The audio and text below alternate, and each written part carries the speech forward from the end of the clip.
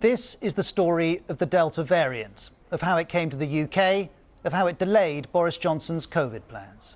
I cannot say that we have met all our 4 tests for proceeding with step 4 on June the 21st. I think it is sensible to wait just a little longer. Let's go back to the start. In October, a new variant was detected in India. 6 months on, in April, India's cases were surging, and several mutations of the variant were causing concern. One was called B.1.617.2. This was Delta, and it was gaining international attention.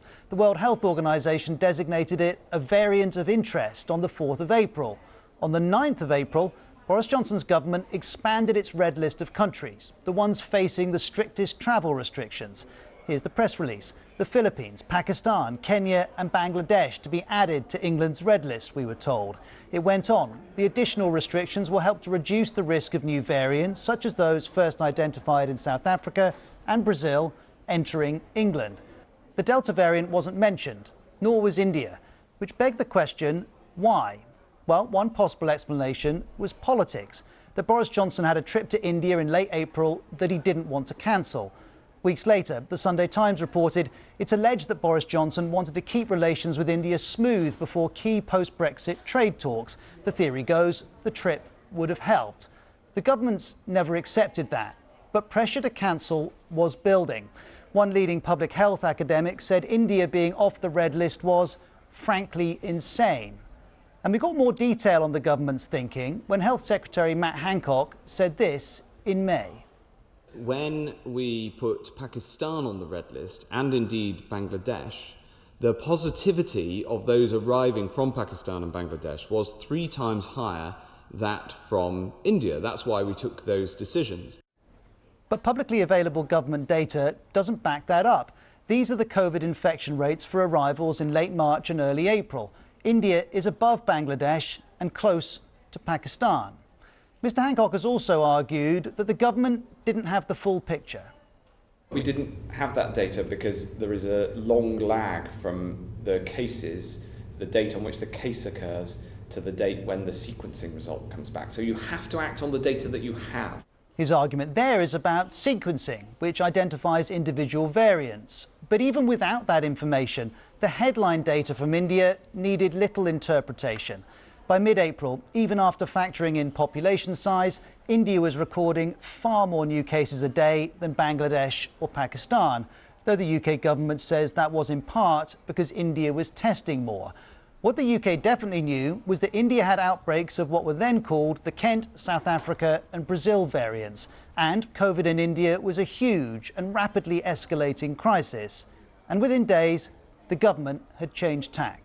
This press release on the 19th of April announced India was being added to the red list from the 23rd. It noted there is a high volume of travel between India and the UK.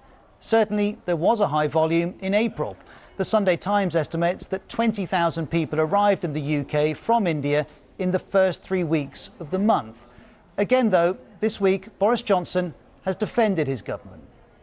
We put India on the red list, Mr. Speaker, on April the 23rd, and the Delta variant was not so identified until April the 28th.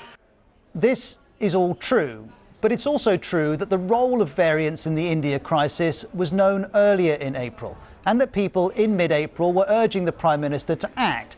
And whatever the rights and wrongs of the government's decision here, Boris Johnson was following a pattern. At the start of the pandemic, he locked down England later than many European countries. In the autumn, he locked down later than his scientific advisors suggested. In December, he resisted calls for more restrictions at Christmas, then changed his mind. And again here, he acted later than he might have. The question is, what was the impact of doing that? Well, by mid-May, the opposition was making these accusations.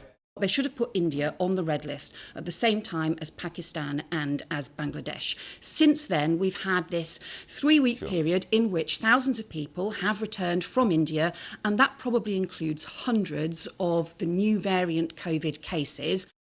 But does this add up? Can April's decisions be connected with what's happening now?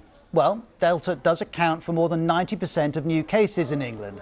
This is one former government advisor.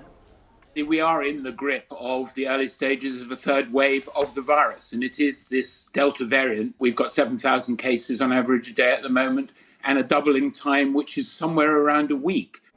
And then this is a current UK government advisor on whether the red list decision mattered. This India Delta variant is now quite common around the globe, so it would have ended up in the United Kingdom at some point, but perhaps it would have been delayed, and it's really the competition between the virus and the vaccine. So had the variant arrived in the country when we'd had more people vaccinated, then it may well not have grown in the same way that it has. In other words, to some extent, timing did matter, but it's not the whole story. Look at these dates. The UAE brought in extra restrictions on travel from India on the 22nd of April. France was the 24th, the US the 4th of May. And remember, the UK was the 23rd of April. It wasn't out of sync with these countries. More broadly, the WHO says Delta is in over 60 countries. So why is the UK particularly affected?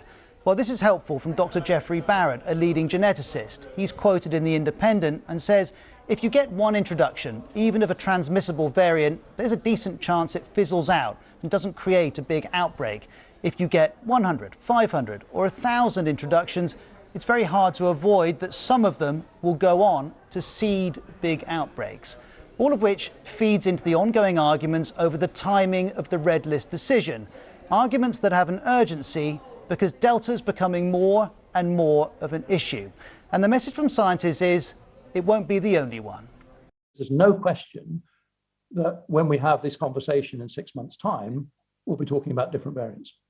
And how governments manage variants will have a huge bearing on how much COVID disrupts our lives. We've seen that with Delta. It would have reached the UK anyway, but decisions in April do help to explain why England's COVID restrictions will not be eased on June the 21st.